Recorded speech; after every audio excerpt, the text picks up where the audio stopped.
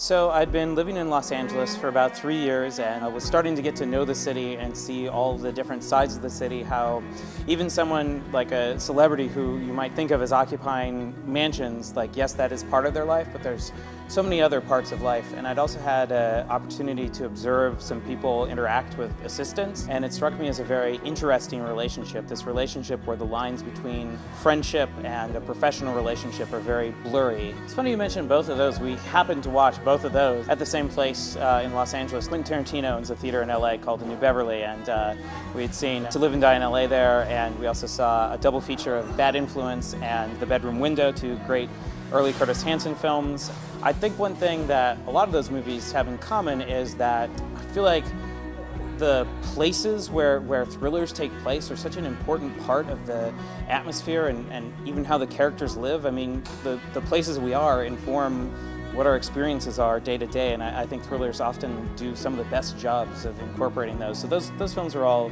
big inspirations. I think it's a great document of how a city is at that moment, and I hope that Gemini is in that tradition. I saw Mistress America, a Noah Baumbach's film with Lola Kirk in it, and really loved her in the film, and that was sort of like the last piece where I knew, like, okay, I think I should write this with Lola in mind. Yeah, some things were improvised. A lot was pretty close to the script, but we worked a lot together very early in the process.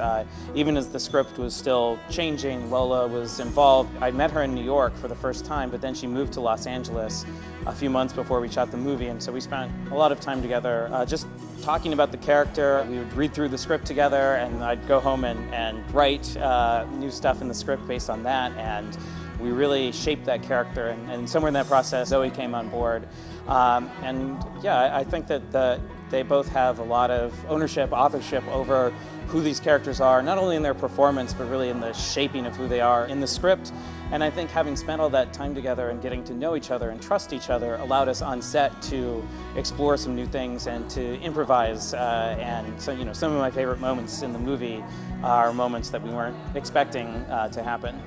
There are actually quite a lot of challenging scenes in this movie because I wanted to have the emotions be real emotions, human emotions, and yet the movie has this genre structure, this kind of familiar Hollywood thriller structure. There's so many scenes where Lola is connecting with another character who is important, Heather, that's Zoe Kravitz's character, in her life, in this really emotional way, but there's also these genre elements of clues or trying to like figure out what happened. So yeah, all those scenes in the second half of the movie were very tough to find the right balance. Yeah, I mean, I think having Lola as a partner in that was really essential because I think her, you know, our approach really was just to take everything at face value and say, what would happen if this were real? We're gonna not do this like it's a movie, but like if someone really had to deal with this situation.